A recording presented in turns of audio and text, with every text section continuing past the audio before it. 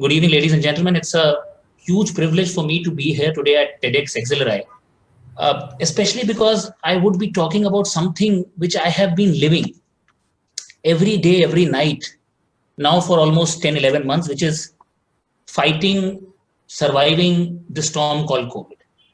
Let's jump right in. Do you see these palm trees? The way they sway, the way they bend when a storm hits them.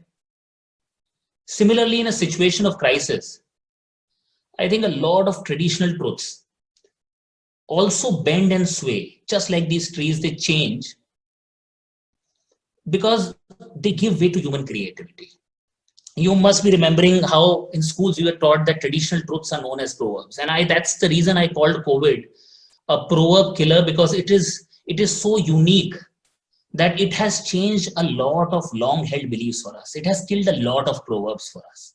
So today, I intend to actually take you through this COVID killer, the proverb killer, basically talk about 8 different scenarios, 8 proverb killings which COVID has done, where it has changed a lot of our long-held beliefs. And I'll try to be as generic as possible, not talk about only governance. The first one, let's see how COVID killed this. The end justifies the means. But what happens when the end is not visible? There is no light at the end of the tunnel. That's exactly what happened with COVID. We had no clue when it is going to end. And we were clueless what we should do next. And in this time, if the way or the manner in which the counter of crisis comes in, how to counter a crisis is too centralized, if the directions are too centralized from the top, fatigue seeps in among the foot soldiers. The people who are responding, they don't feel the ownership of the decision. So they get tired because they cannot see the end. They cannot see what target they are working against. We remember that in the beginning, we had strict guidelines, how to run a quarantine center, where to have a quarantine center. But eventually, what worked the best for the management of COVID was a broad direction from the top and a local level planning, micro planning at the very bottom. Just to give you an example, we decided what should be the number of quarantine centers by the state level at the top, while the daily management, patient management, operation of the quarantine center was left to the local administration. This ensured that we had some amount of ownership of decisions.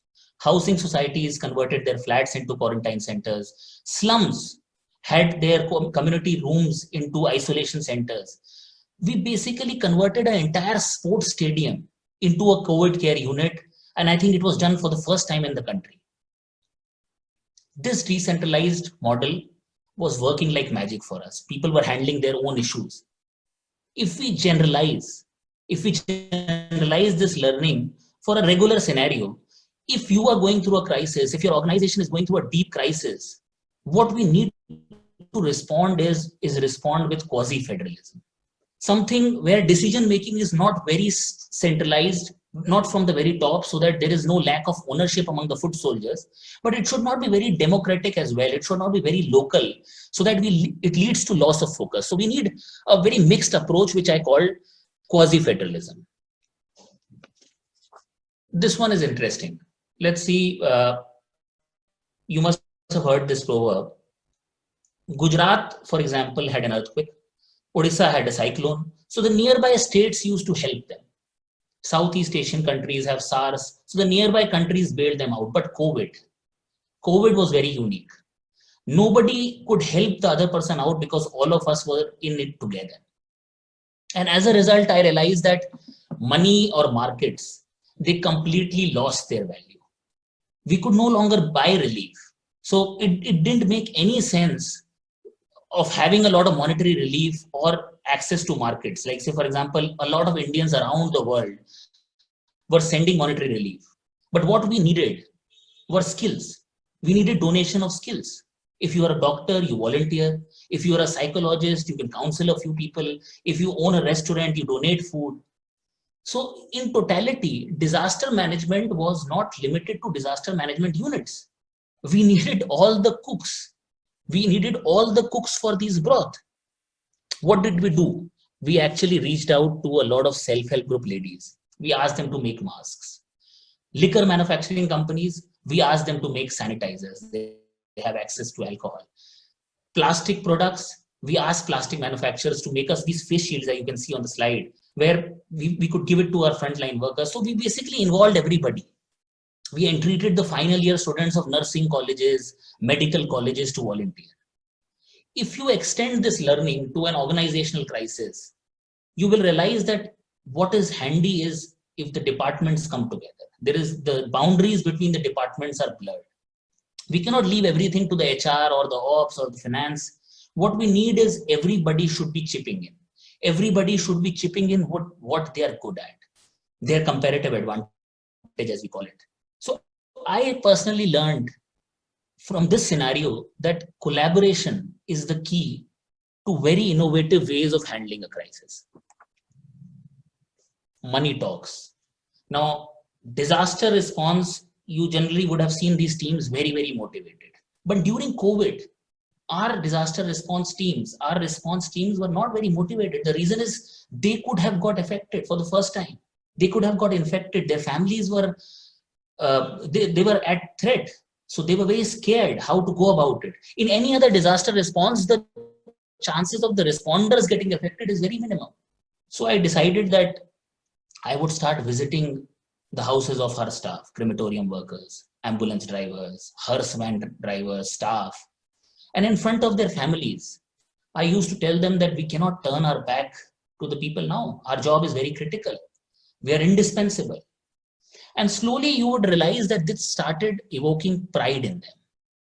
Now, when things like personal well-being, life, do you really think money talks? Money doesn't talk at all. It is this feeling of pride which made these people work like anything. Especially a feeling of pride when it is in front of your family, your society. It really motivates you. It takes you ahead. Any amount of money, I think, would not have motivated them this much, that they would have risked their lives. Now, if I apply this learning to my own life, if I can have, or you can have some amount of pride in what you're doing, do you really think the job will remain a job?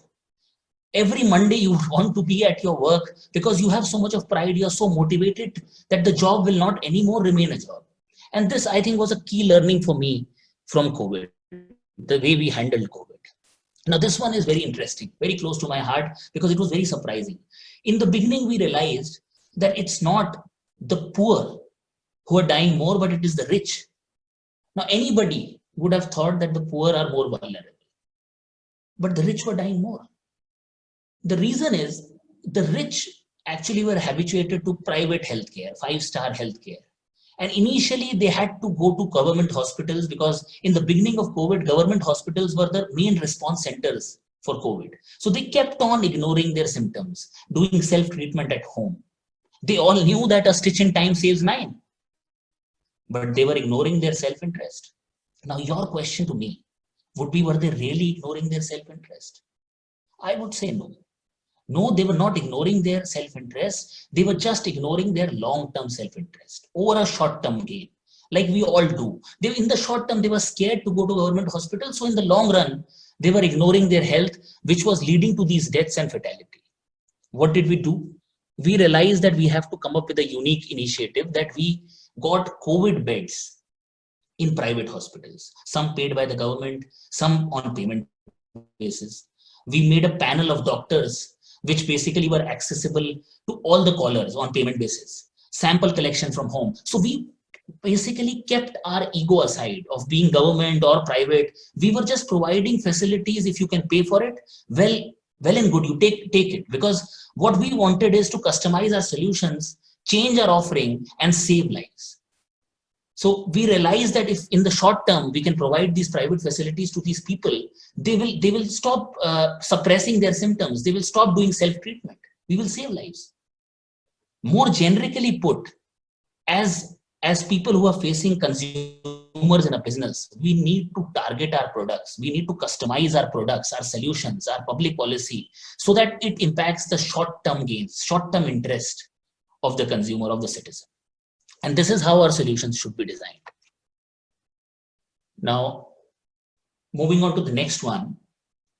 In the disaster response team, you would have seen that people are generally from one department. If it is a landslide, rock removers, people who can dig holes, people in case of a boat capsizing are deep divers. So they belong to one department. But COVID response team was completely multi-sectoral. People like doctors, nurses, epidemiologists, crematorium workers, ambulance drivers, lab technicians, data entry operators, conservancy. So many different people. But a generalist leader, a generalist team leader is basically mocked by us. We all mock them by calling them jack of all trades and master of none. But such diverse team, do you really think a specialist leader would have done justice, would have been able to lead them? I don't think so. What we need is a context expert. Context expert over a content expert, and that is what is true for all walks of life. If you have a diverse team, if you want the team to be cohesive, if you want it to be efficient, you need a person who has a broad outlook, who has a varied vision. And these context experts, these generalists, they have this unique ability that they go to the root of the problem, the basic tenets of problem. And because they have worked in different arenas, they can transfer knowledge. They can transfer best practices to solve that problem best. And that's what happened. District administration in India could respond because the district officers were leading this response. They were generalists from a general administration background. They could take a lot of people together. Now, what is the learning for us? The learning for us is that if you have to weather a crisis, you need to actually get the right leader in place. And that leader, if is an context expert, I think you are in for good times. That's what I could learn from this scenario. You must have heard this one, if ain't broken, don't fix it. But I say COVID taught me something else. It gave me an opportunity to actually redesign things. Because of inertia and normal times, we hardly break things, we hardly change things, we just do patchwork. We are always in repair mode. We decided that let us not allow this crisis go waste. Let's use this opportunity to fix things which ain't broken. Disruptive changes actually lead to very, very immense long-term benefits. But they can be only made, these disruptive changes can only be made if you break systems. You cannot do patchwork to get disruption. So we have to learn from COVID, and I actually learned this with a lot of experience here, that if there is a deep crisis, a pan-organizational crisis is going on, let's not cry over it. Let's use that opportunity to make pan-organizational changes. If an individual crisis is going on, let's not cry over it. Let's try to make individual level changes, lifestyle changes. And that's what we should look at it as. We did a lot of things. We could remove encroachments. We could stagger market areas, start quarantine centers where not, empty halls, sports stadiums, buildings which were ransacked. We could go anywhere. We could convert the entire property tax. People used to come to counters, pay that license fees. We could convert it entire online. You can sit at home and pay it.